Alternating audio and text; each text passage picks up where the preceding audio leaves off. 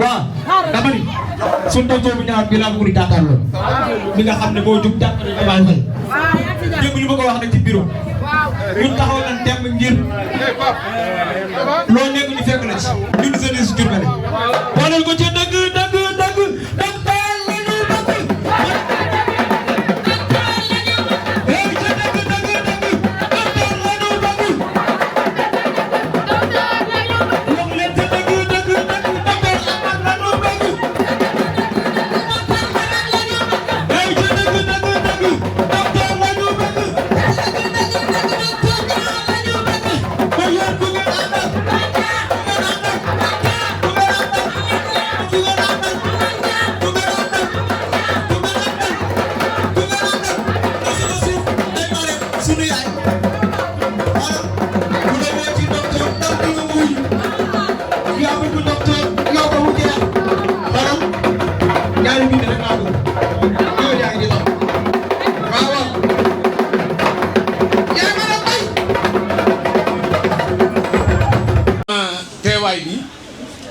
di leen jaajëfal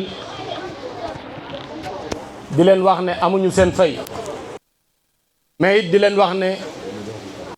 fi ñu toll lépp lu waay def rek sa bopp nga ko defal parce que jàppale docteur Niang mooy jàppale sa bopp mooy jàppale Diourbel mooy jàppale Sénégal ndax ku mel ni docteur Niang référence la ci Diourbel comme ni ko Mat Sarr waxe léegi dinaa ci ñëw tuuti. président Amath xëyul xëy rek commencé def politique pharmacien la yoroon di dund ci li ko yàlla wërsëgal di dund macha allah à l'aise mais ñu toog seetlu avant 2009 ñu gis ne njaareem gii nga xamante ne nii ñoo ko bokk te léppam njaareem la nekk. docteur Niang amul këru Ndakaaru amul këru Thiès amul këru feneen lépp lu ko yàlla wërsëgal rek njaareem ji la ko def waaw dëkk bu melee noonu ñu toog seetlu ne lu mot ñetti nit wala ñeenti nit ñoo jël dëkk bi tenir ko en otage ñooñu ñooy def di dindi di jëriñoo dëkk bi waaye ñu seet lañ ne jëriñuñ dara dëkk bi ñu ne est-ce que dañuy continuer toog ci taatu garab yi di jàmbat Diourbel doxut Massamba nga xiiroog ak may ŋaayoog keneen ñu ne ndax dañuy continuer toog di leen seetaan ñu ne tant que ñu ngi continuer toog lii fi am mooy continuer am docteur takk ndigam ànd ko ak ñun ñii daldi ne bés ni ki tey dinañ wàcc ci terrain politique bi reyante rien que Diourbel jot indépendance am rien que Diourbel dem ci kanam rien que jeune Diourbel am ci luñ jàpp rien que président bu fi nekkati mën a jox Diourbel gëdd biñ ko war a jox loolu moo waral docteur Niang dugg ci politique waaye bu doon teraanga àdduna rek defe naa ne dugg politique bi mu ko waxee ànd ci ak ñun ñu ànd di ko reyante 2009 génn wax ak waa Njaareem lu mat 1700 et quelques voix ñu am ko muy 3 conseillers waa Njaareem génn jàppale ko xam ne kii seen doom la te bu defaroo Njaareem defar kon waa Njaareem amel nañ leen jukkal ndax ba ñu wootee ñëw ngeen comme ni mu ko waxee nag dafa metti moo tax bu ma fi gisee kanam yoo xam ne depuis 2009 ñun ak ñoom la sama yaram day daw ndax néew na fii Njaareem ngeen gis fii responsable politique bu amul benn ndombol tànk tey la ko nit ñi gën a bëgg tey la ko nit ñi gën a jàpp tey la ko nit ñi gën a safoo tey la ko nit ñi gën a yéene kon docteur gàcce ngalaama waaw c'est vrai dafa néew ndax boobaak léegi bi ñu tàmbalee docteur amul ndombol tànk ci gouvernement bi te tey lañ ko gën a téye parce que dañoo xam nag gis responsable bu mel ni moom yombut may wax ne kuy wër responsable bu bëgg lu yomb di nga fi jéggi docteur ndax 2009 ba léegi ci ay moyens boppam la ñuy demee ay dooleem la ñuy demee kon mënuñoo yem ak ñeneen ñi nga xam ne dañuy dem ak doole état kuy dóore ci doole jàmbur nu la fu la neex ngay xàcc kon docteur gàcce ngalaama dawoo dayoo dawoo puusoo randuwoo lépp lu dëkk bi laaj rek bu ñu gëstoo gis la. wa rahmatullah ñoo ngi nuyu képp ku fi teew ci turam ak santam di leen jaajëfal di leen sant bu wér ndaxte kat ñu ñëpp xam nañ jamono ji ni jot jafe yitte yi kenn amul jot donc woote lu mel nii nit ñi sacrifié wu bàyyi seen lépp ñu wuy si la je pense que amee na leen jaajëf parce que kat dañuy faral di wax ni temps moom mooy dund le temps c'est la vie donc nit ku sacrifié ci temps am jox la il a sacrifié un peu de sa vie jox la kon vraiment amalul ñeen jukkat ñu ngi leen di sant bu baax di leen remercier di wax ni képp ku fi ñëw tant que boo dox ba egsi foofu rek yàlla na ko suñu borom def yiw l'histoire politique de Diourbel parce que néew na lool ci politiciens Diourbel yi kuñ ciy tudd ñu ni depuis 2009 ba léegi ñu ngi sur le terrain politique loolu néew na jàpp naa ne bi muy tàmbali di politique fii ci Njaareem ñu bëri ñu fi taxaw xalaatu woon sax dugg ci politique donc expérience boobu yépp mu am ci politique jaadu na nag tey Njaareem jariñu ci jaadu na Sénégal jariñu ci loolu moo taxoon ñu ni conférence de presse bii mu woote c'est vrai que conférence de presse bi moom la digganteem ak journaliste yi dina wax li muy wax su paree ñoom dinañ ko am ay laaj bu ñu koy laaj mu tontu ci mais bala ñuy egg foofu dañ ñu woon aussi ñun am na loo xam ni mën nañ ko baaxee ñi nga xam ni teew nañ fi loo xam ni moom mënu ko wax lenn li ay témoignage lay doon yoo xam ni day jóge ci waa koñ bi waa Thierno Kane yi nga xam ni ñoom amaan ñoo dëkk ñoo yeewandoo ñoom am na au moins kenn wala ñaar ci ñoom ñoo xam ne dinañ jël kàddu def ay seede jëmale ko ci docteur Amath Niang bu loolu weesoo aussi am na ñu fi teew waa kër Yelli ñi ngi fi waa kër Baye Laye ñi ngi fi waa Touba Ndindi kër gu mag ñi ngi fi waa Grand Diourbel waa Ndayane waa Cité Ouvrière daanaka Diourbel gépp teew na fi mënuñ jox ñëpp kàddu nag mais du ñàkk ñoo ñëpp di fi teew ñu jox ci ñaar ba ñett également ñu def ay témoignages ci jëmm ji nga xam ni moo ñu fi dajale tey du jëmmam rek nag mais vision également parce que jëmm nit ki la mais également vision bi muy incarné nit ñi ànd ci ak moom ak principe yoo xam ni moom la gëm di ko doxal ci politique nit ñi ànd ci ak moom loolu vraiment moo ñu fi boole tey dajale fi di jaajëfal ñëpp nag ñi nga xam ni ba muy door 2009 ñoo àndoon ak moom ba léegi mais également ñi nga xam ni ñoom daf nañ ko ci yoon ànd ak moom parce que bu fekkoonte ni ba muy tàmbali ñam nekkaloon 2009 ñooñu rek la nekkal ba léegi dañuy wax ne affaire bi doxul donc impérativement il faut mu am ñoo xam ni démb ñi ñëw tey ñi ñëw suba te je sais que ñi ñëw suba ak ginnaaw suba ñoo ëpp foofu ñi nga xam ne ñoo fi nekk ak ñi fi nekkoon 2009 donc kon ñu gën a yaatal gën a ubbeeku xam ni ñu ñoo bokk bëgg-bëgg te am nañ sens bu nga xamante ne nii dëxuñu ci jëmm ji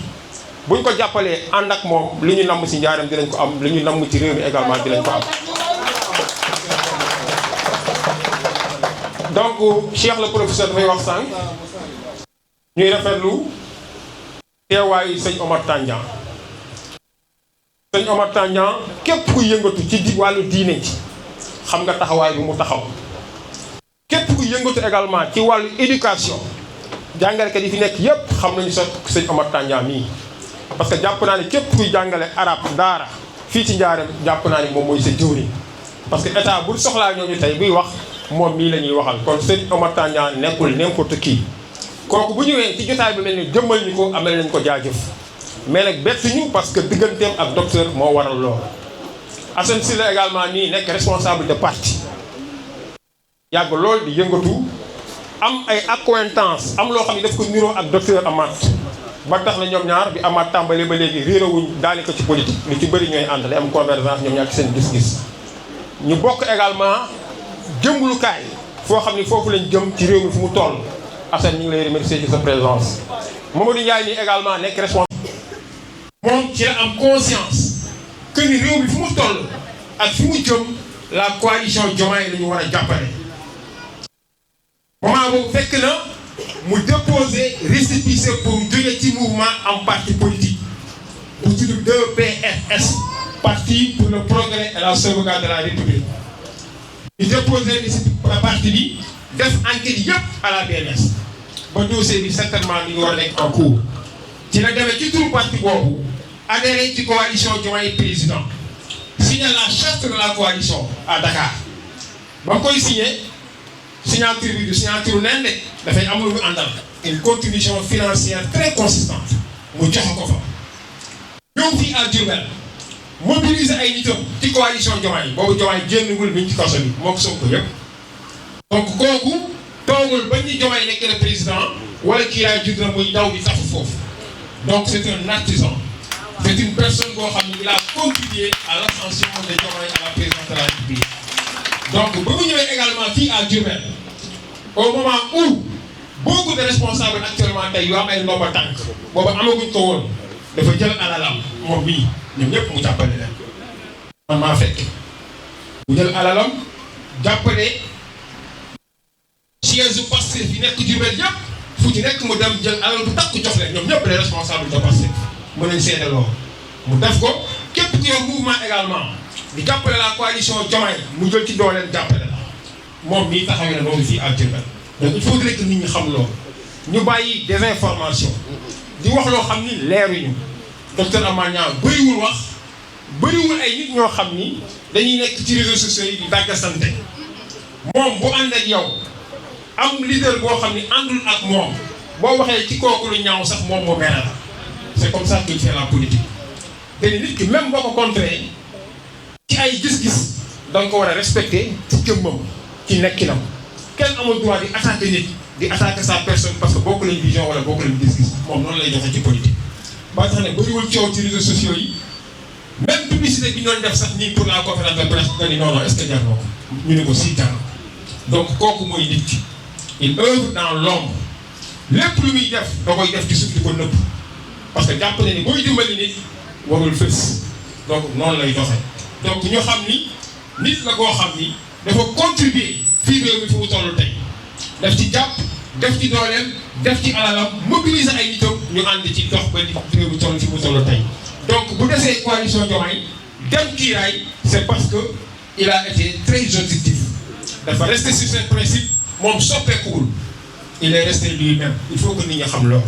donc kooku mooy docteur Amath Niang loolu mooy taxawaayam ci njaareem ak ci réew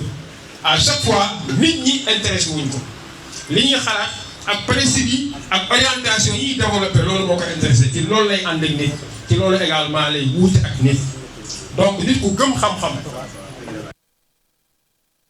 bëgg échange bëgg yokkute loolu vraiment ñu seedal ko ko di remercier vraiment la présence de ñëpp ñu fi teew la ko waraat Mbaye Faye kontaan nañ ci sa teewaay xaliwaa di Maguette vraiment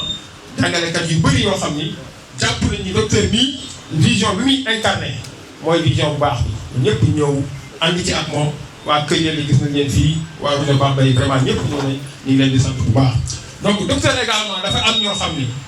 ay kilifa lañ ay responsable de parti lañ ay membre de Diomaye président lañu woon léegi ay membre de Kiraay lañu woon donc ñi ngi fi il faut que ñu am kuñ ci jox kenn wala ñaar mu wax également ci seen tur wax également ñoom nan lañ nekk ak docteur également ban nit la parce que ñoom xam nañ ko di rafetlu également la présence de Diack Guèye nii teewal fi vraiment moom également nekk. yéen ñëpp xaj ngeen ci incha allah. asalaamaaleykum wa rahmatullah. ñoo ngi nuyu mbokk Diourbel yëpp. ñu jóge ci gox yi fasantikoo yi. gannaaw ba ñu sante yàlla subhanahu wa taala. di julli ak sëlmal ci sang-sang yi moom Muhammad sallallahu alayhi wa sallam. ñoo ngi gërëm waajur yi. di nuyu ñëpp. di am mbégte ak contentement si wuy si bi ngeen wuy si le parti pour le progrès et la sauvegarde de la république ànd bokk pas-pas bi nga xam ne njiit bi mooy docteur Amath Niang ñoo ngi kontaan bu baax xam nañ ne jot amul temps amul ak nawet bi nga xam ne ne asamaan si neexul mais da ngeen a bàyyi seen yitte yëpp ñëw wuy si ndaje bu mag bi ndaje bi nga xam ne Diourbel yëpp moom nañu xaar ndaje bi nga xam ne la presse nationale et la presse locale ñëpp fi daje muy kaddu boo xam ne docteur Amath Niang ak ñi mu ànd ak si parti bi ak ay sympathisants war na ko rotal waxuma la Diourbel ñépp a ngi déglu docteur Amath Niang lan la war a wax ndax docteur li naan càppaacoli su waxee ren balaay waxati déwén ay waxam bariwul saa yu waxee njariñ lay wax loolu si kanam lay leer xanaa dañuy leen dalal rek di leen wax dal leen ak jàmm di kontaan vraiment ñëw bi ngeen ñëw waaye balaa dara ñun ay jullit nañ dañuy jox sëñ Omar Tandian mu tijji ñaan ñu woyal waxtaan bi ma jox sama frère Modou Sarr bi nga xam ne c'est le coordinateur du parti mu doxal ba si kanam. ci loyautéem ak jàppale bi nga xam ne moom lay jàppale président Amath Niang li mu wax léegi nag ci conférence des leaders man maa ko mën a seede kenn gënu ma koo mën a seede man mi nga xam ne ca la bokk moom mi aussi ñu ànd ca bokk ànd ca doon ko dox ba suñ jon yàllay tey kon man maa ci war a gën a mën a wax ndax comme ni ko Sarr waxee léegi bi ñuy ànd ak président Diomaye mi ngi ci kaso bi gisuñu ko ay nit ñoo jóg seeti responsable politique yi ak chef de parti yi waxtaan ak ñoom xamal leen ne président Diomaye dafa bëgg ñu jàppale ko ci liggéey bi mu nekk nit ñooñu ñëpp jóg tey bu ñu leen dee cité ci njaareem gi mën nañ leen cité mën nañ ci cité Amath Niang mën nañ ci cité Adiou Sène mën nañ ci cité Maysa Ñing mën nañ ci cité Assane Sylla ñooñu bu ñu neexee tey taxaw yëkkati seen loxo ne avant président Diomaye di génn ci kaso bi ñooñu de ñi ngi woon ànd ak moom di ko liggéeyal di ko jàppale ba lii am lépp am tey ñooñu tamit ak ñeneen ñi ci ñëwaat ñépp nga xam ne ginnaaw bi xew-xew bi amee nga xam ne à un moment donné am na ñoo xam ne dañoo toogoon di ŋarale di xaar diggante bi lu ci war a am booba fekkul Amath fekk na Amath moom bokk ci Amath moom bokkul ci ñi toogoon di ŋarale parce que dafa am nag il faut ñu leeral ko xaaruñu ba ñu ne diggante bi yàqu na ñu door a daw riir ñëw déedéet mi ngi ci woon di jàppale Diomaye di ko taxaw daan ne du ma fal nit ba mu noppi di ko fakastal il faut que ma taxaw jàppale ko topp ci ginnaawam ànd ak moom ci programme bi nga xam ne moom la war a defale Sénégal donc kooku man mën naa ko témoigner man suñu yeneen frères yi fi nekk ñëpp aussi parce que am na ñoo xam ne ñu ngi woon ci Pastef bi xew-xew bi xewee aussi dañoo jël seeni responsabilité kenn Moussa Fofana ci la bokk Mayoro Diop aussi ci la bokk doon ñoo xam ne nee nañu kat ñun liggéeyal Sénégal moo ñu tax a jóg mais benn nit du ñu tënk ngir intérêt Sénégal parce que c'est important bu heure liggéeyal Sénégal jotee nit ñi dañu war a jóg liggéeyal Sénégal parce que Sénégal moo ñu tax a jóg doomu aadama du nit ki am importance réew mi moo am importance moo tax loolu c'est important que ñooñu aussi ñu féliciter leen encourager leen grand bi nag man sama grand la yàgg nañu yàlla def nañu daje ci convergence politique yu bari mën naa ne juróomi élection wala juróom benn élection yu mujj yi lu ci bari dañ ciy daje te duñ ci yëgoo de dañuy dox ba daje fa ñu war a daje ñu ànd ci muy sama mag ma respecté ko mu yor ay cër doon responsable am ay ndomba tànk am ay responsabilité ci réew mi ci domaine de compétence bi nga xam ne moom la yore taxawal Sénégal taxawal Afrique donc day nit koo xam ne man ku ma fonk la nee naa ko ci ñi fi Diomaye teg ñëpp kenn gënu la ci ministrable kenn maa ko wax maa ko répété waat fii tey ak koo mën a doon nag parce que xam naa ko xam compétence am xam li nga xam ne mooy dayoom kon nag suñu ñëwee fii tey ñëwuñu fi par hasard dañ fi ñëw parce que dañ ko gëm dañ fi ñëw parce que respecté nañ ko dañ fi ñëw parce que yaakaar nañ ne am na lu mu mën ci réew mi mën ko ci gox bi moo tax ñu ñëw ànd ak moom di koy jàppale lii mu def nag lii rek la war a def parce que président Diomaye rek moo fi nekk nag moom lañ fal moom lañ dénk réew mi mu am yéene ci réew mi am fi projet fas yéene doxal Sénégal depuis ñaari at a ngi ni ñuy gor ay tànkam ba réew mi nërmeelu dara demul loolu nag su jëlee ay responsabilités ñi ko doon fakastal ñëpp mu tege leen ne jóg ne dafa war a liggéey ku mel ni Amath Niang jóg keneen jóg taxaw pour jàppale ko parce que bëgguñu réew mi daanu ñun ñëpp ñoo ci kontaan ñoo ngi la ciy félicité di ci ànd ak yow le grand waaw ñi ngi kontaan bu baax bëgguma guddal nag ndax bu ma neexee di wax fii ba 21h waaye nag fii laa koy yemale mais di wax ñëpp ne kontaan nañ ci li ñu fi fekk ñun ci conférence des leaders lañ bokk fi leaders yi Diomaye président nekk fa lañ nekk ñun ñëpp lañ fay décider ak la fay xew ak la fay dox ñu ngi koy yëg 24h/24 lii xew nii kiiraay aussi nga xam ne jóge nañ ci Diomaye président dem ci kiiraay la fa xew ak lañ fay dox lépp ñu ngi koy yëg 24h/24 kon nag mën ngeen am fierté xam ne am ngeen ay leader yoo xam ne incha allah fas nañu yéene taxawu président Diomaye ànd ko ñun ñëpp nag dans l'unité waaw fas yéene dem dans l'unité ci dynamique unitaire boo xam ne li ñu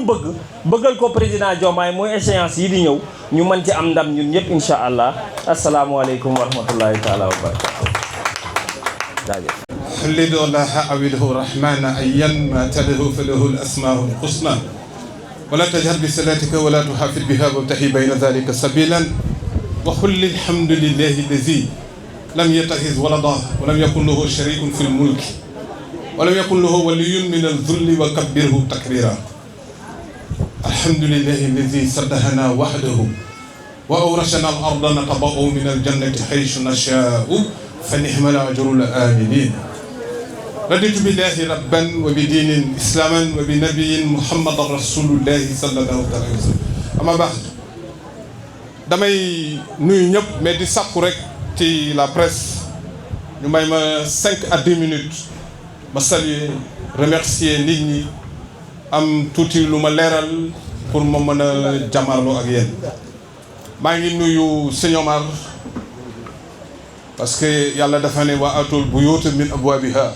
bu ngeen di dugg ci kër na ngeen jaar ci buntu bi su fi teewee di vraiment duñu si kilifa ci wàllu diine jaadu na ma jàllale yoon nuyoo bi jàllale moo ko ci jullit yi fi nekk yi di remercier Assane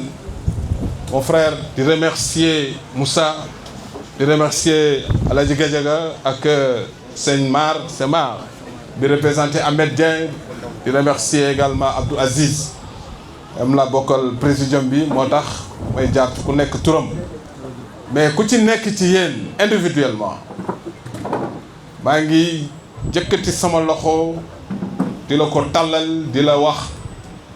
nuyoo bi gën a sell taqiyatan mubarakatan tayyibatan nuyoo bi gën a sell a leen di nuyoo bi gën a sell ci nuyoo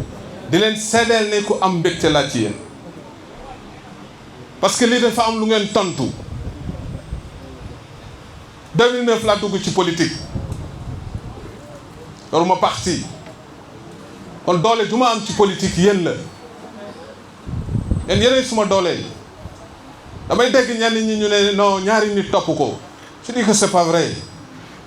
moi je compte beaucoup de partis de sympathisants man ñi ma bëgg te ñëw militer ci man ñoo ëpp fukki junni yoon ñi ñëw jël carte ci sama wet te dama ni dañu nekk ci réew moo xamante ne nii dans tous les pays où il y a une bonne marche des choses am na profil yoo xam ne sax xaaruñu leen ci politique man am na réew mi ni muy doon demee xaaruñu man ma def politique man sama seul profil war naa mën a jëriñ réew mi jëriñ askan jël nañu ay nit defuñu politique ñu dénk leen ngir ñu liggéeyal réew mi kon wax ne way amul nit non je suis pas d'accord parce que nag sama tur yàlla gravé na ko ba may faatu boo demee ci siège des pharmaciens di nga fa gis photo 4e président de l'ordre des pharmaciens du Sénégal loolu politique mayuma ko waaw politique mayuma ko moi je suis dépositaire de la confiance de mes pairs ñi ma fal c'est des pharmaciens c'est des doctorants c'est des agrégés c'est des professeurs c'est des directeurs c'est des hommes du savoir Allah dafa ne hal yastawi alladhina ya'lamuna walladhina la ya'lamuna innama yatazakkaru ulul albab yàlla nee na ñi xam duñu bokk ak ñi xamul ce pays si on veut le faire nous avons besoin des profils sachants xam yonent bi sallallahu alayhi wa sallam loolu doon ñaan yonent bi rabbi zidni ilman sama borom na nga ma dolli xam-xam kon bu ñu bëggee réew mi nañu bàyyi diw dañ koy fal parce que day politique nañu fal diw parce que dafa am xam-xam nañu fal diw parce que dafa am xam-xam. kon loolu parenthèse la di wax ni ne Thierno Kandji Touba Ndindi Kër Yelli Kër Baylaay ku ci ne yéen ñëpp yéen a mobilisé wu pour tey jëmmal lii. Grand Diourbel kër gu mag donc mënuñoo lim ñëpp. cela veut dire quoi que donc tey seen jataay bi dafa tontu lu bari non dafa tontu lu bari te Diourbel a besoin de ça fii Diourbel toll dafa bëgg tey du amaat rek nañu bàyyi loolu doomi njaareem yi am taxawaay am pas-pas am xam-xam nañu leen jiital ngir suñu dëkk bi dox nañu bàyyi non diw nii man nag suma principe bu politique man bokkuma ci ne dañuy yor yonent bi sallallahu alayhi wa sallam te royuñu ko man gënuma sell kenn mais ku bëgg roy yonent bi la kooku moo joxe politique dëgg ku lay wax dëgg ne day dox ci politique dama seeti yonent bi sallallahu alayhi wa sallam nga ne ku nekk tey kooku moo ne kuntum xayra ummatin uxrijat linnaasi ta'muruuna bil ma'ruufi wa tanhawna anil munkari na ngeen nekk la plus belle des communautés buy diggalee dëgg di diggale lu baax ak a tere lu bon mais société bu dox lii ngay doxe diggale lu baax tere lu bon kuntum xayra ummatin uxrijat linnaasi soyez la meilleure des communautés kon foofu lañ ne kon yéen ñëpp nag am na ci nag sama gaa yoo xamante ni nii mënuma leen na ñàkk a beral cant du ma tudd kenn waaye ku ci nekk di nga dégg sa bopp y a des gens qui sont auprès de moi wallahi ay modèle lañ ci société ay modèle lañ ci politique parce que 2009 ba ndëgën amaat musut a téye benn décret politique décret présidentiel bu ko fal ci dara nit ñaa ngi fax suba maa ngi seede ci yàlla ni suba bu conférence bi dañoon suba altine ñu ne docteur Amath fal nañ ko ministre de la République fii kenn dootu fi xaj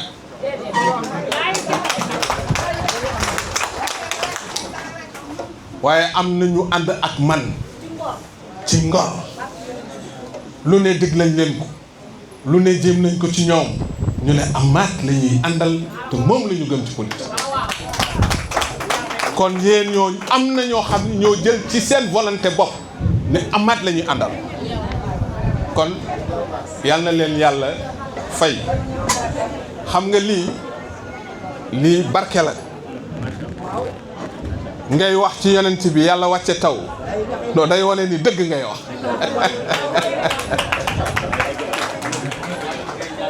Assane wax nga ko léegi dañu am ay accointance su ko tubaab dee wax mooy dafa am lu ngeen nuróole ba élection yu bëri ñu dem ci donc maa ngi leen di jaajëfal yéen ñëpp ku fi ñëw fii rek te jëmmi Amath wala jëmmi keneen a tax nga ñëw fii te kookee am càllale ak Amath yal na leen yàlla fay yiw yal na leen yàlla fay yiw kontaan naa trop je suis très content parce que da ngeen ma tontul man par respect à mon profil et en toute humilité am na ñoo xam ne nii waroon nañoo am lu ñuy am kersay wax ko même bu ma politique woon je vais dans des pays d'Afrique en Europe et tout des cadres publics c'est une mission une et unique mission le président benn mission la c'est ma compréhension président de la République benn mission la am ci àdduna mooy téyeel suñu constitution kese le président n'est pas investi d'une mission du développement de la santé il n'est pas investi d'une mission non ça c'est l'affaire des cadres c'est l'affaire des experts et autres mais tant que la constitution est préservée sénégalais bu nekk jot sa droit sénégalais bu nekk li nga war a am nga am ko mais ce développement ne va jamais tarder li tax nag ma ànd ak président Diomaye moi je suis constant et ku ma xam jege ma danaa la woo nga jàppale ko waaye sama gaay Diomaye buñ ko jàppalewul ci kan lay metti damay laajte si on ne le soutient pas si on ne l'accompagne pas nous en avons pour 3 ans encore jafe-jafe yooyu ci ku muy gën a metti damay laaj man nag dama seetlu ci moom ay jikko te li may wax sama borom laa koy seddee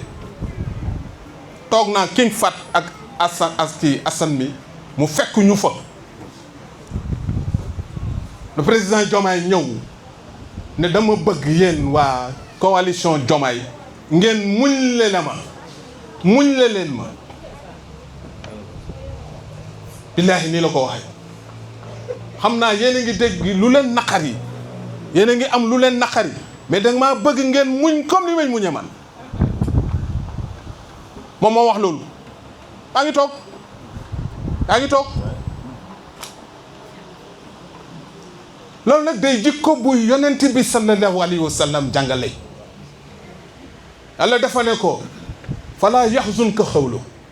bul naqarlu liñ lay wax xoolal yonent bul naqarlu liñ lay wax mu ne ko wasbir na nga muñ yàlla moo ne yonent bi muñal ñu ngi lay saaga ñu ngi saaga ñi ànd ak yow ñu ngi leen di rey ñu ngi leen di wax lu bon lépp wasbir wa ma sabruka illa billah waaye sag muñ na yàlla tax tous les leaders du monde se sont fait distinguer à travers cette qualité là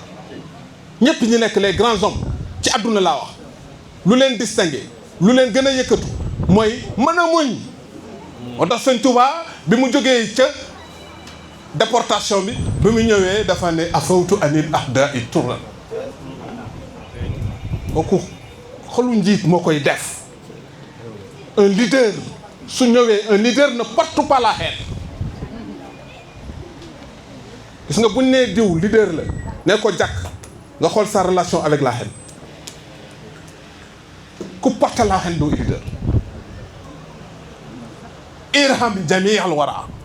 na nga jërëm ndef yëpp mu ne muñ la leen ma qualité boobu tax na man bokk na ci li tax ma jàppale ko man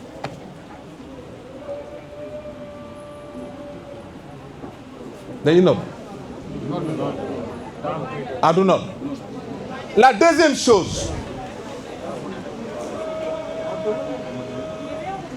non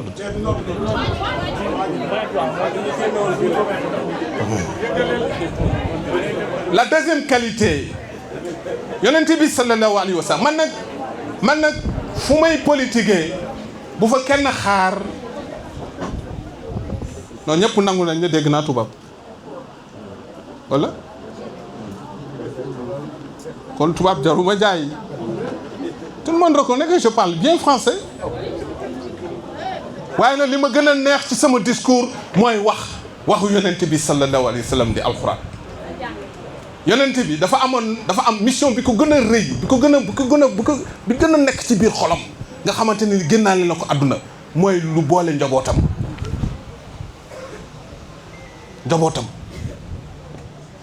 bu leen tàqalikoo bu leen féewaloo bu leen bañante bu leen noonoo quelle est la situation du paysage politique dans ce pays là fan la réew mi toll tey la bañante gën a am tey la noonoo gën a am tey la ñu gën a wax lu bon yonent bi sallallahu alayhi wa sallam daf ñuy tere loolu na ngeen nekk benn te bu leen taqalikoo ma gis loolu le président Diomaye di ko doxe nañ leen def ci consensus nañ leen juboo nañ leen waxtaan nañ leen fexe ba nekk benn nañ leen fexe ba li ñuy décider ñun ñëpp ñoo koy bokk mais ma ni kii ku war a jàppale la wala ku ñu war a jàppale la te nag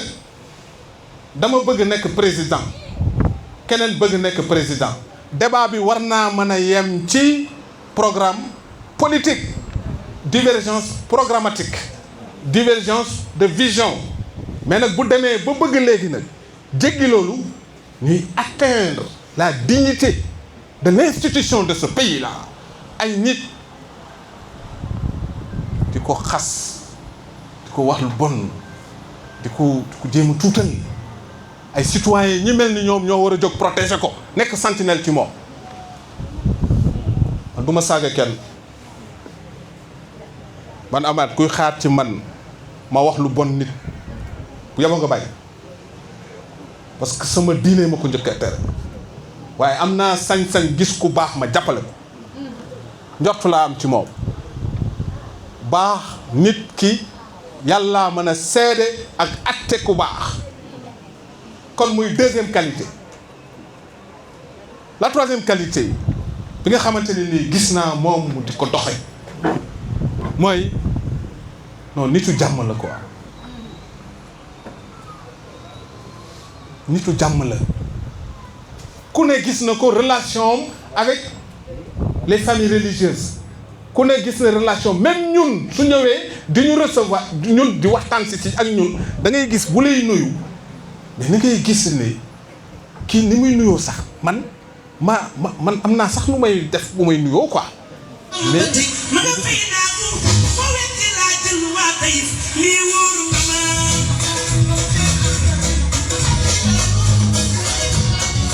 waaye loxo ci kaw ba xool waaye ku bëgg Diomaye sa loxo ci kaw baax a am solo loxo ci kaw waaye yaa ngi bëgg Diomaye. jërëjëf. kon damay invité ñëpp ñu jàppale ko jàppale nag nit ki volonté rek la ci am kii falu ëllëg yàlla moo ko xam. man Amath kenn mënta dugal ci sama nopp bii ni diwa fal diw ma gëm ko man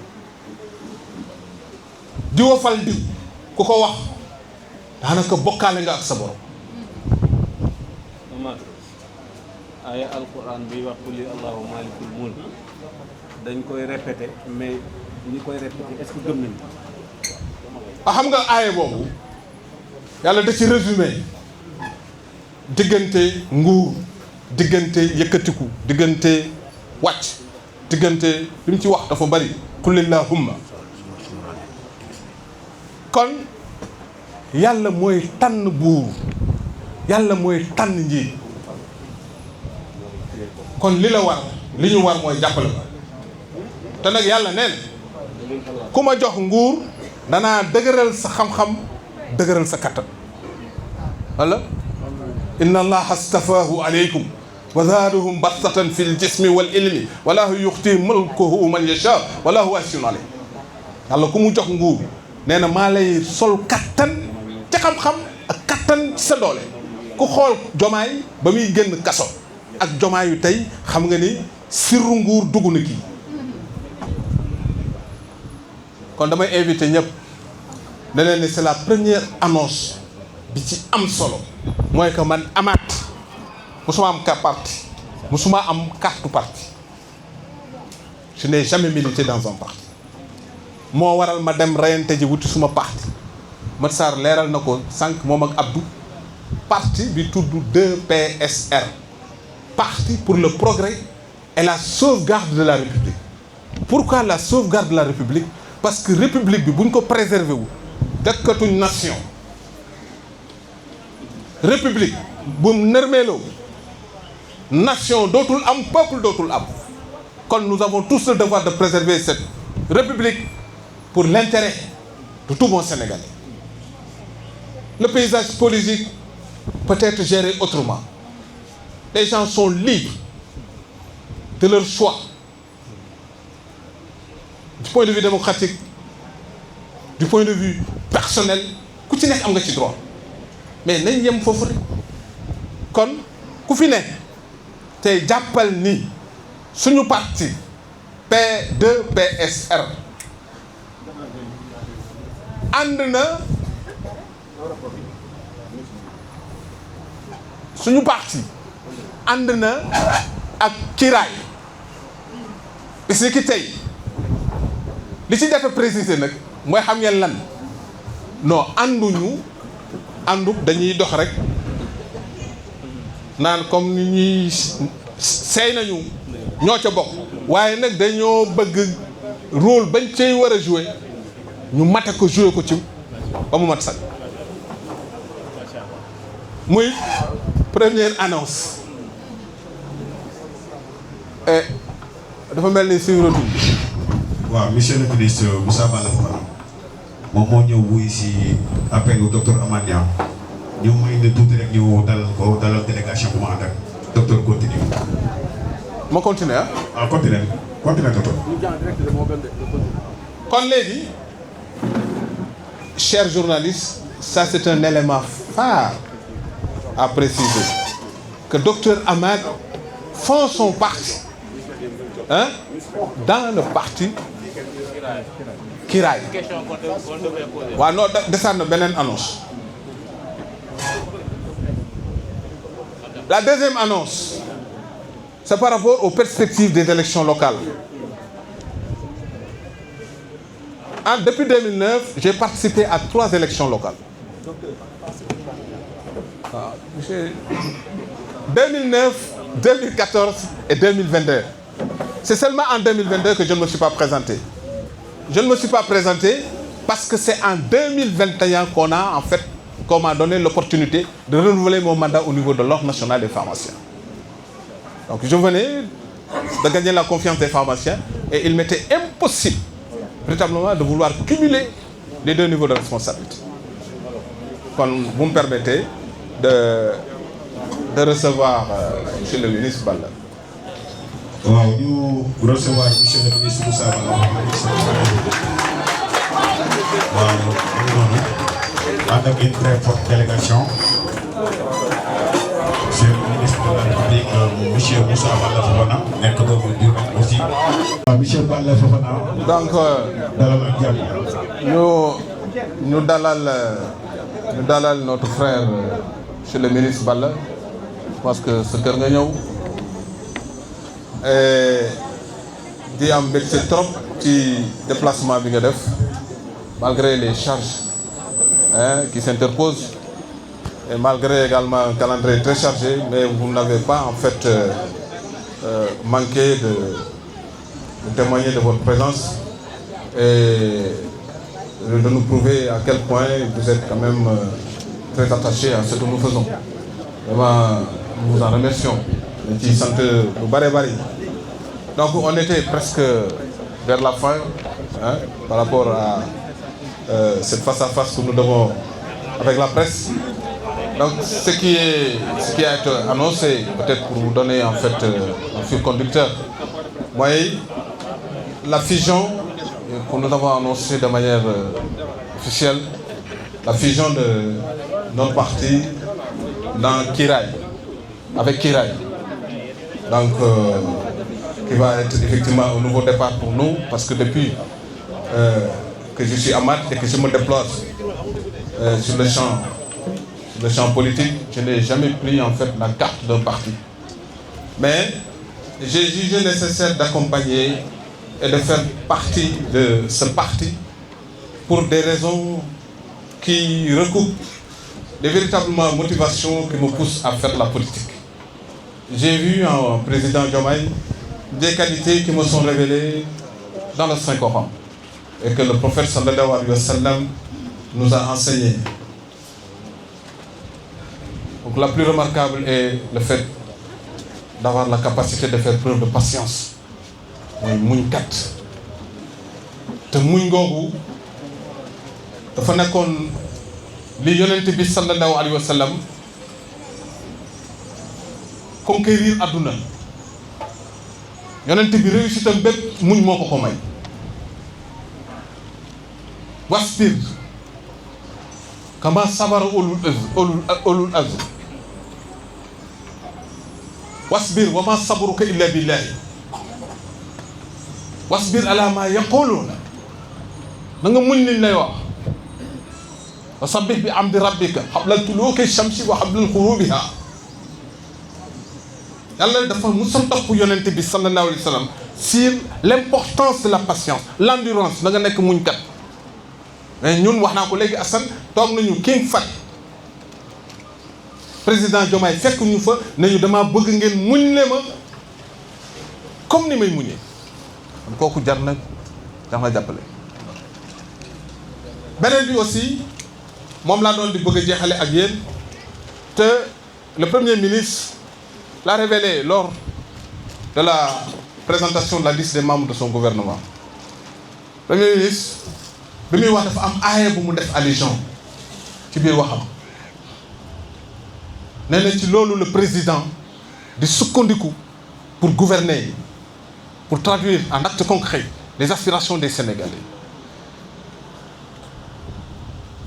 mooy fi yàlla naan yonente bi fa bima rahmatin min allahi linta lahu law kunta fazan xalisal qalbi lan fadoo min xawlika fa bima rahmatin min allahi linta lahum law kunta fazan xalisal qalbi lan fadoo min xawlika. soo nekkoon nit ku dëgër, nit ku ñàkk kersa, nit ku kenn mënta fréquenter, mais ñëppay daw sa keppaar, waaye na nga fastaghfir lahum. mais li ci gën a am solo mooy wa shawirhum fil amr fa iza hazamta wa tawakkal ala allah. bu fekkee da ngay dem ba wàkkirlu na nga wàkkirlu ci sa borom. yonente bi loolu moo ko may mu am capacité ne inni rasulullahi ilaykum jamian. aaya boobu fa bima rahmatin min allahi linta lahum moo ko may li mu doon. moo tax même bi mu génnee àdduna ba nga ni nit ñi di fàq di dem ci l'islam fa bima rahmatin min allahi. leader bu ko doxalee xoolal ñëpp dinañu daw wuti li mooy miséricorde bi dox ci yow, humilité bi dox ci yow, nangul nit ñi, jàppale leen, boole leen ci mbir mi. wa shawirhum fil amr fa iza hazamta fa tawakkal ala allah. kon kooku dafa jaaru nit ñi jàppale ko. nit ñi jàppale ko pour l'équilibre de nos institutions. ñu jàppale ko pour la stabilité de ce pays là. am réew dafa ci jàmm lañ koy tabax, mais mënuñu nekk ci réew chaque jour famille foyer liggéeyukaay ñu ngi attaqué ku ci nekk yaa ngi wax yéene sa morom lu bon. réew moomu tabax ko du yomb. kon il est du devoir de tout bon Sénégalais, en tout cas ku ànd ak man maa ngi lay invité ñu dox ci logique boobu jàppale ko. kii gagné ëllëg nag yàlla moo ko xam, parce que yàlla daf ñu défier. foofu lay terminer ne juróom yi xamaluma ko kenn ci àdduna. yonente bi sallallahu alayhi wa sallam wa indahu ilmul saa. kan la bis penc di taxaw yàlla nee na yonente bi xamaluma ko kenn. wa yunazilul xays. kañ lay taw ñun ñëpp dañoo gis ne asamaan saa ngi xiin rek, mais kenn ci ñun xamul kañ lay taw. wa yaxlamu ma fil arxaam. la matrice jigéen ju ëmb tey ci guddi gu mu ëmbee mënu laa wax góor la mbaa jigéen la. te yàlla nee na xamuluma benn bakkan li ngay doon ëllëg. Balla mii monsieur le ministre tey am na ay at ku ko tolloon na ko ni tey di nga nekk ministre de la république mu ne la ah loolu de yàlla rek a xam. président Diomaye taxaw nañu ne ku yéemu wut ci li ma nekk président dara dootu la yéemu. kon moom xamuloon ne dina nekk président moo tax yàlla ne wa ma tadri nafsun maaza taksibu gadan. lan lay fàggu ëllëg. man fii ma dëkk kër gii romb naa ko ba tay moo ñëwaat vacances di dem stade di seetaan yi man su moon njort ne fii lay dëkk. yàlla nee na aussi xamaluma benn bakkan ci ban suuf lay faatu. kon ku ma taxaw ne ma ni diw ëllëg 2029 mooy doon lii wallahu ahlam foofu laa ci toll, mais am naa sañ-sañ jàppale ko. kon lii moo fi nekk. donc ñii maa ngi la koy présenter. ñi fi nekk ñëpp c'est des gens pour la plupart du temps le quartier Thierno Kandji. c'est Touba Ndindi qui est là, c'est Grand Diourbel, c'est Kër Yelli, c'est Kër Gu Mag, c'est Kër Sëñ Bay Sarr, c'est Kër Cheikh et tout. donc ñooñu ñëpp ñoo taxaw tey gunge ñu ci loolu. kon je suis vraiment content di tàllal loxo man nag ci lii lay dox. ci lii lay dox depuis que je suis à ma 30e année à Diourbel. 30 ans laa fi def comme étant un professionnel du secteur de la pharmacie. lu ma am Diourbel la ma ko may. bu ma yoroon milliards yuy defar Diourbel ma defar ko parce que ku defar Diourbel mën nga ko defaral vraiment di la féliciter c'est toutes les actions que vous menez pour véritablement le développement de la localité moom nga am moom la ñu am kon c'est en toute sincérité ñu ngi ci ancrage boobu et bëgg ci jouer rôle bi ci am solo. La deuxième annonce capitale mooy les élections locales en perspective dem naa ñaari yoon élection 2009 li may wax ñii mën nañ ko seet xam nañ ko bu baax Papa Ly Abdou Aziz Mat Sarr ñu fi nekk ñu bëri on était 8 candidats nous sommes classés 4e. C'était pour la première fois ñu dem compétition politique. En 2014 également, sur 16 candidats, nous sommes classés malgré jafe-jafe yi ñu amoon jamono jooju pour ànd ak Malick. En 2022 ñu dem jàppale Dame Diop. C'est en 2024 la ñu dem rejoindre la coalition Diomaye bañ ko rejoindre ba léegi mosuñu ko génn. Nous sommes restés constants. Donc élection yi ñu jëm. C'est l'occasion pour moi de proclamer mon intention de faire partie des postulants de la mairie de Diourbel. Mais dañu bokk ci coalition. Je suis tenu par le respect des principes disciplinaires qui tiennent compte du fonctionnement d'un parti. Mais lu ci mënti am ëllëg lu ñuy waxtaane la ñu dox jëm ci loolu. Kon lii mooy annonce majeure yi bi ci des mooy ancrage bi nga xamante ni nii ñoo ngi koy sakku di ko dox en tout cas luñ ci man dinañ ko def lu jëm ci parti Kiraay danañ ci dugal suñu loxo jouer ci suñu partition comme il se doit ba ñëpp xam ni ne nous ne serons pas des figurants dans ce parti là. waaw man lenn ma tënkoon man ordre bi ma doon jiite moo ma tënk par rapport à mon engagement politique et dëkk bi nag fi laa dëkk samay waajur ñu bokk ci cosaanu dëkk bi la sama famille ñëpp la plupart de mes enfants sont nés ici cette ville m'a tout donné ku koy jóg di ko defar ma ànd ak yow waaye nag kenn du ko defar ba ma man parce que j'ai ces capacités de bâtir kon vraiment li nga def vraiment maa ngi seede ci baatu ñi fi nekk ñëpp te sama jëm ji leen fi tax a ñëw ñu ngi lay sant di la gërëm c'est un acte fort et je pense que c'est la deuxième fois que effectivement vous posez cet acte. En 2024, à la veille des élections présidentielles, vous êtes venu ici. Et j'ai dû comprendre que des fois, vous êtes motivé par ce qui semble essentiel par rapport aux orientations et aux motivations de vos choix. Lu am solo kon ñu ngi ziare ñëpp di wax ni ne parti boobu ñu jëm ci les 4 annonces mooy Kiraay les élections présidentielles, les élections locales, suñu ancrage dans ce parti-là et notre volonté manifeste d'œuvrer pour tout ce qui devra permettre de bien massifier, mobiliser lu jëm ci parti kon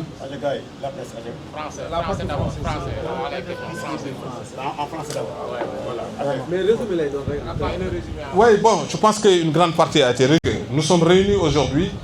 à l'occasion de cette conférence de presse où on s'est donné l'opportunité véritablement de faire face à la presse pour faire quand même des annonces majeures que nous devons partager à la voix des populations pour signifier davantage notre position et l'éclairer et donner les raisons qui justifient le pourquoi nous avons préféré effectivement fondre notre parti dans le parti du président de la République qui est Kiraay. L'annonce première, c'est que nous sommes tous tombés d'accord sur le principe de fondre notre parti dans le parti Kiraay. Nous avons choisi ce parti à travers les qualités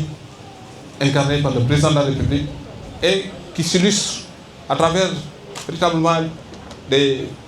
recommandations, à travers des révélations coraniques et qui ont toujours été le propre de l'ensemble des leaders qui se sont fait distinguer à travers le monde. Tous les grands leaders se sont fait distinguer à travers ces qualités. Le fait de faire preuve de patience, le fait d'avoir une démarche participative et inclusive, le fait également de se soucier de l'unité de son peuple, de faire de telle sorte que les Sénégalais soient indivisibles. Je pense que ce sont des qualités que chaque Sénégalais doit pouvoir quand même apprécier et accompagner davantage le président de la République. Le deuxième élément qui est en fait la deuxième annonce est que c'est en perspective des élections locales.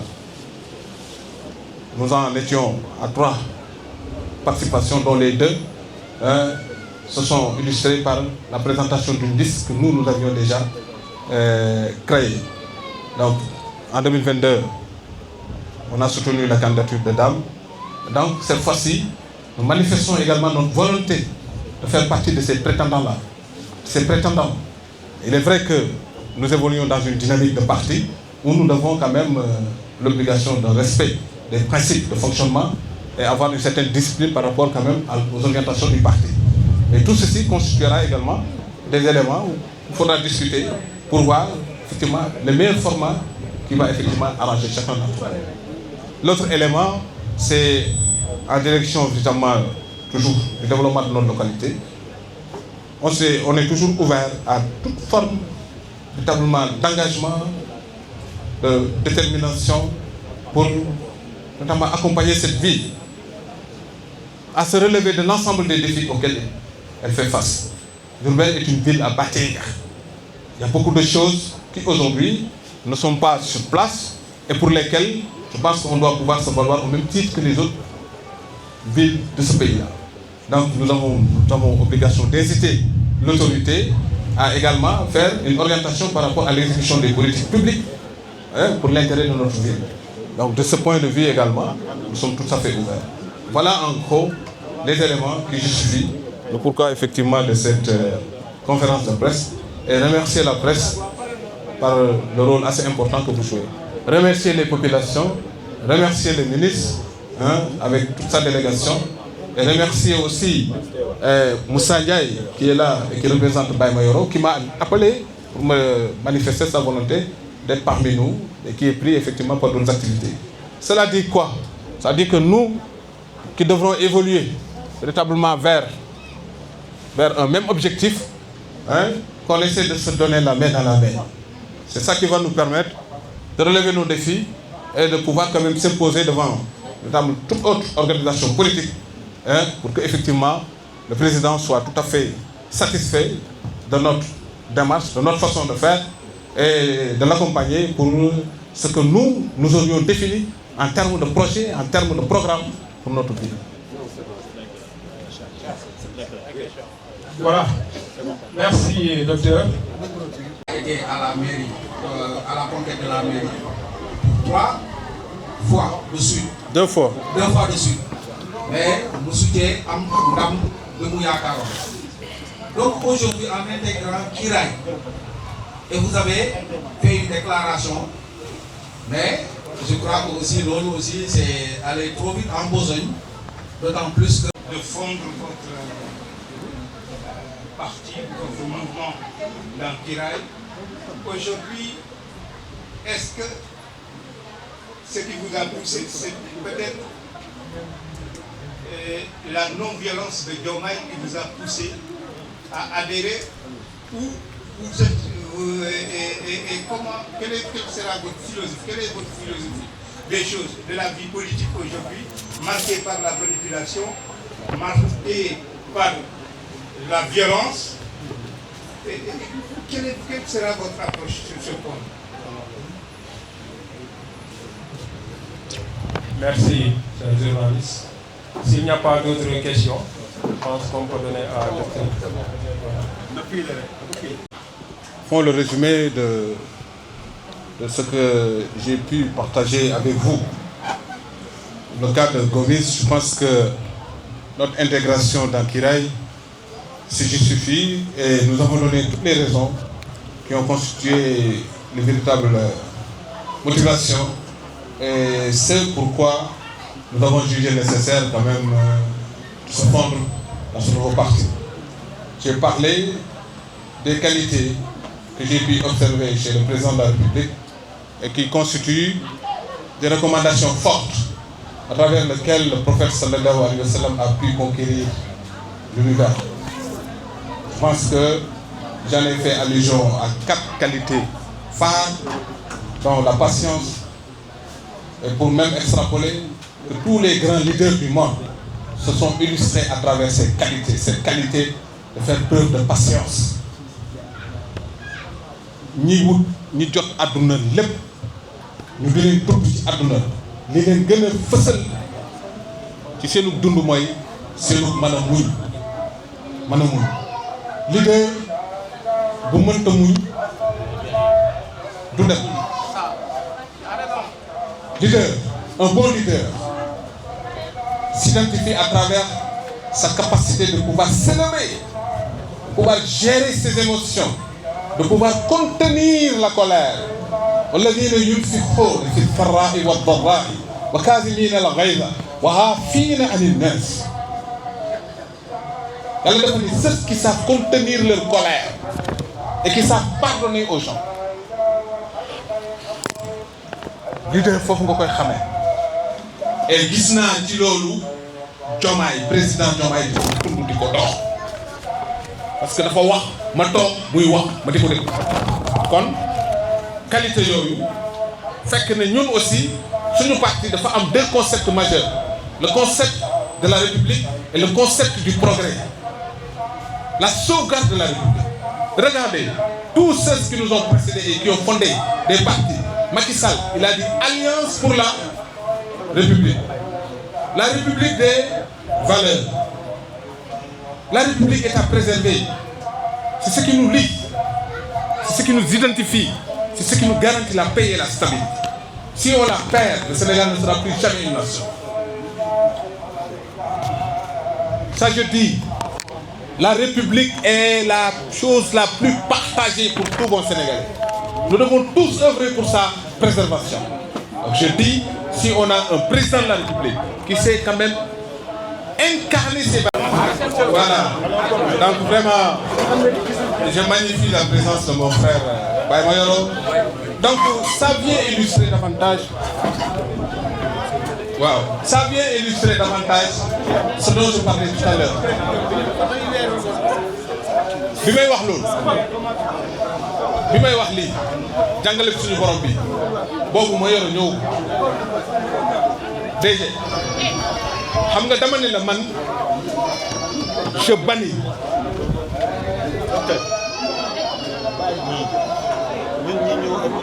d'accord. Voilà. Je sais que je ne peux pas. Lolo. Face aux caméras. Il faut que tu aies sa caméra. Il faut que tu aies une caméra mobile.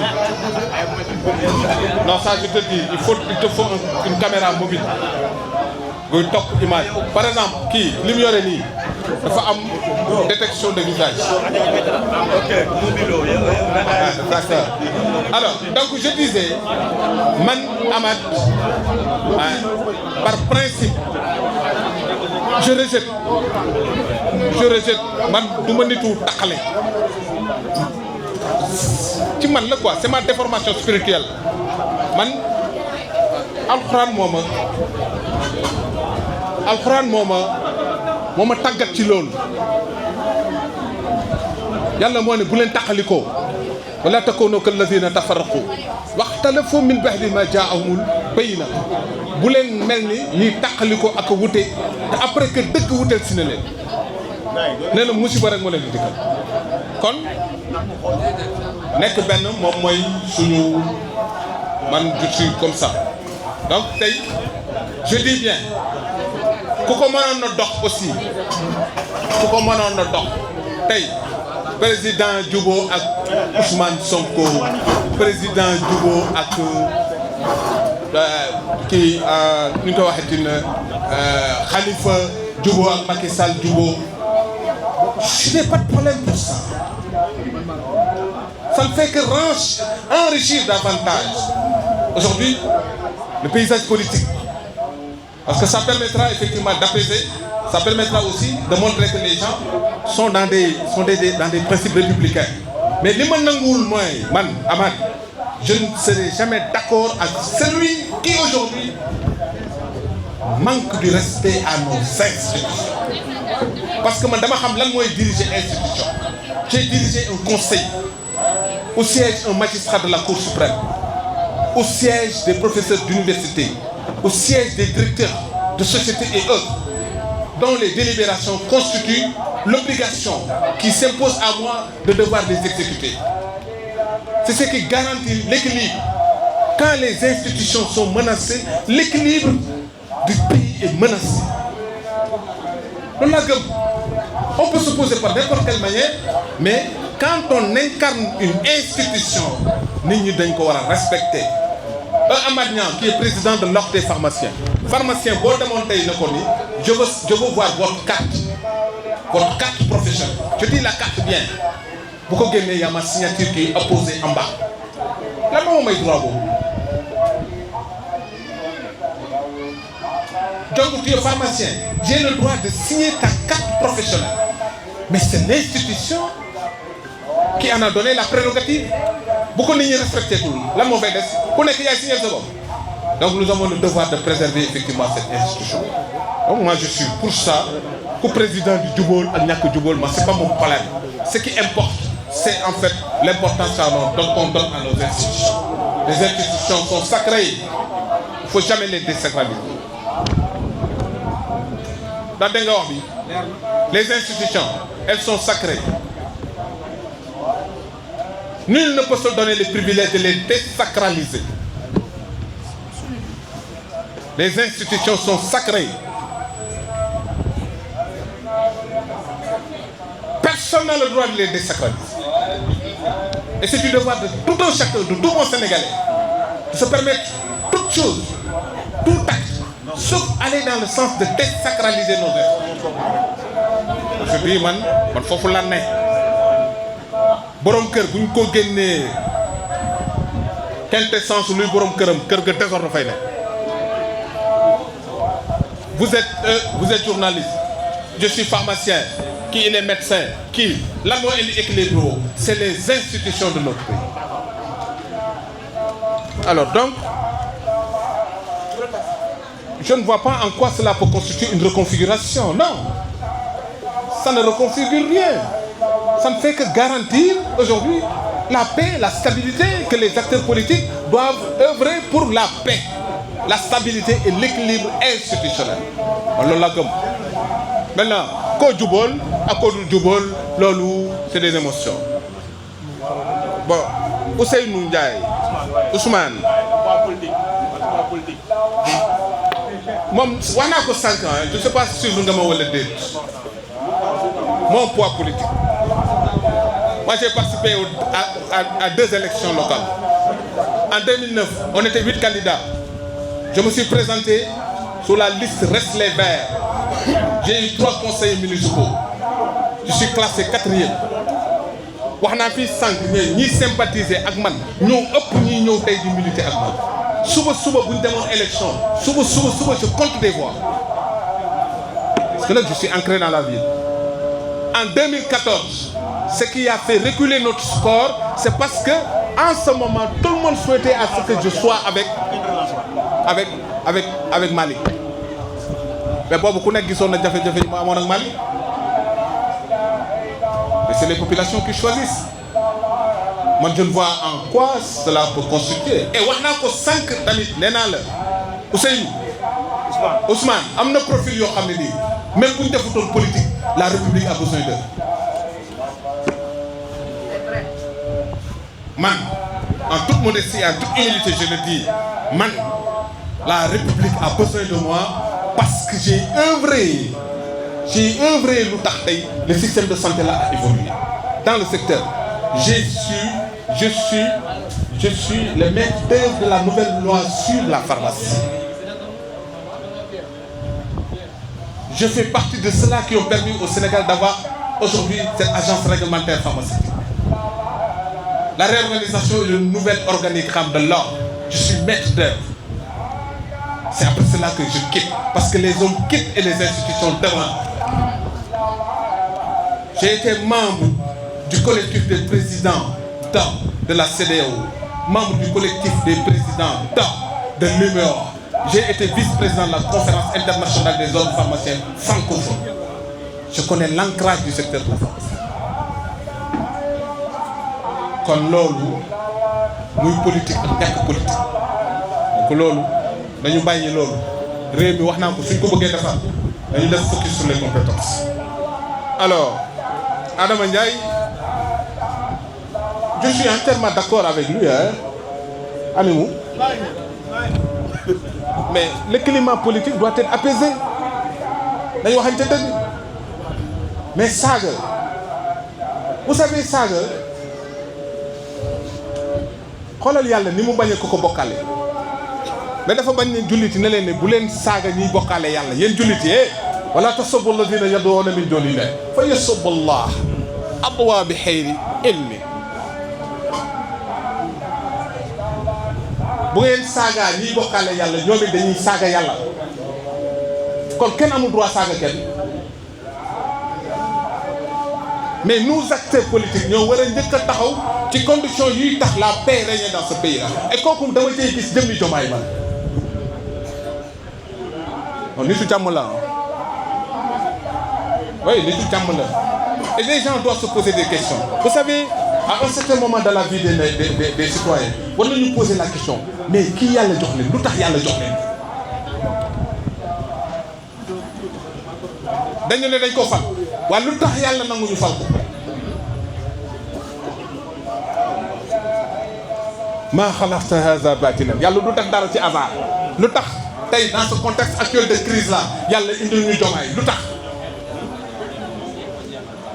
tax les gens doivent se poser des questions mënoon naa ñëw tey indi loo xamante ni tey mais pour léegi man lañ problème yi gën a bari sénégalais yi gën a reyante ñuy dóoranteeg nangam fa am fu àdduna yi toll yàlla dafay indi nitu jamono koo xamante ni bu ñëwee dañuy dal ah Diomaye ku jar a jàppale la man dama koy wax fii billahi wallahi tallahi waxuma lii pour lu may wut ëllëg mu defal ma damay seede ci li may yëg parce que valeur yi man ñii ma àndal ñoom ñii ñëpp xam nañu ci valeur yi laa mosal tax bu may politique fii ci dëkk bi woote ci jàpp woote ci dëgg woote ci luy dajale nit ñi mais nit bu demee ba am capacité boobu nit ñi ñoo ko war a jàppale yow ñëw fekk ay nit ne leen dama bëgg ngeen muñ la leen ma yéen le président de la République dit ça muñ la leen c'est fort kon Adama li nga wax la violence ne profite à personne te yàlla daf ñu tëkku ci fitna réew yu dox fitna yëpp tey loolu boo leen doon laaj li gën a bëgg ci àdduna mooy génn ci réew yu fitna yëpp tey génn ci lañ ko kon Adama je pense que tu as parfaitement raison en tout cas je suis tout à fait la philosophie nag mooy tey bàyyi ma yoro man Assane Sylla ku ci nekk ñu dox woote jàmm nañu leen di woote jàmm di wax jàmm di dox jàmm te yeneen te jàmm buñ ko defee léegi jàmm am ci réew kon lii defe naa mooy l'ensemble des questions que vous m'avez posées hein Papis je pense que j'ai répondu à sa question hein vous avez bouclé donc je pense que ñu ngi leen di remercier ñëpp di remercier mon frère là je pense que am ngeen benn gis-gis quand même que conférence de presse bi day wane ni yàlla war nañu benn kéemtaan que jàmm mooy nekk benn ñu nekk benn moo ñu jig léegi la fi Balla jóge Assane depuis ce soir il est là à mes côtés bu ñu nekkee benn li ñu bëgg yàlla may ñu ko te may woote bu kenn di ñu dugal ci ay taqalikoo profité wuñu ci dara nañu dox dimbale population bi dimbale suñu ville lépp luy suñu défi ñu relever ko en tout cas à travers cet acte là je te remercie beaucoup. démb waxal wootante nañ woo nga ma wax ak man tey également et vraiment tu m'as waxi sincère nga ma wax comme laa jàpp ni moo nekk ci yow man ne aussi loolu laa jàpp ci yow ma ne la aussi on a quelqu'un de commun te ba ma lay wax aussi dama ne la am ni mii na nga ko téye parce que ba ma lay wax ne ko goo DG man amul ku am maqaama ma wax la lu ñu dëgg ci man aw ma lu may seet ci nit du dul dëgg soxee bi biñ ko yónnee dafa ni ñëwuma fii pour lan dama ñëw fii pour baaxal kon en tout cas je suis très ouvert à toi tu es mon frère mën na la tutoyer ñu ànd nekk benn ànd dox dimbale suñu population bi ku ngeen di jàppale ne nekk doomu Diourbel je ne suis pas d'accord looy wut Diourbel nga koy wute looy am Diourbel nga koy amee looy def Diourbel nga koy defee mais boo bëggee wut ñu la jàppale wala ñooy dimbale wala ñooy fal ci dara ñu nekk ñu dul doomi Njaaréem ngeen dimbale doomi Njaaréem les entreprises de Diourbel les sociétés de Diourbel lu ngeen ci mën a jàppale parce que nag poste yi day jeex na koo mën a doon wa maa indakum yanfadu wa maa indakum yanfadu wa maa indallahi baax maa indakum yanfadu loolu boobu moom amul lu ci yéen day jeex de kon def ci li baax ba boo fi jógee baaxiyaat yooyu mooy li fi def maa ngi remercier gars yëpp. Merci. Merci. maa ngi remercier ñëpp man fi ma toll dajale ñëpp boole ñëpp ñu dox jëm ci jàmm pour ñu relever les défis de Diourbel loolu laa gëm C'est un grand chantier. un grand mais ñu ñëpp buñ ci nekkee mu dox mooy lii tey en tout cas à travers ma personne Diourbel nekk na benn jëm wala kon sama loxo Assane sa loxo Aziz sa loxo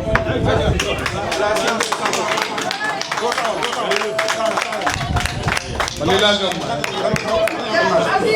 Madame Image.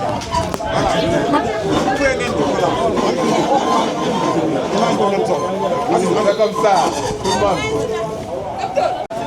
La République a besoin de toi parce que tu as un parcours. La République a besoin de toi parce que tu as une expérience. La République a besoin de toi parce que tu as un xam-xam. Donc, loolu moom dama koy témoigner. Je témoigne aussi pour am modestie par humilité pour ànd ak nit ñi. Loolu tu viens de faire ce soir un très digne tous les jours. ñeneen ñoo xam ne bu ñu woote woon aussi ñeneen ñi ñooy dem ñeneen ñi duñ dem. loolu yàlla may na la boo wootee fii ñëpp ñoo dem loolu ci félicité. déclaration yi nga fi def aussi am na ci ko suivre avant de venir maa ngi ciy félicité. rien de plus patriotique de plus républicain aujourd'hui que d'accompagner le président de la République son excellence Bassirou Diomaye Diakhar. C'est ça qu'on appelle aimer le Sénégal. ci réew mi ñu ko ci jamono ji ñu toll aimer le pays aimer la République c'est avant tout soutenir le président que les Sénégalais à 54% ont élu pour qu'il règle les difficultés de ce pays. C'est l'accompagner dans cette mission. Le contrarier dans cette mission, ça devient autre chose que être patriote. man daa wax loolu ku fi def leneen lu dul ànd ak moom jàppale ko ci mission bi doo patriote ak doo mën a tudd nag doo patriote. Les vrais patriotes ñu ngi ak Diomaye di nga jàppale pour mu réaliser la mission bi mu waxante ak Sénégalais te ñëpp xam nañ ne mu ngi ci. Docteur maa ngi lay féliciter. Merci d'avoir pris ce pari. yaa ngeen jëf yaa ngeen jëf yaa ngeen jëf.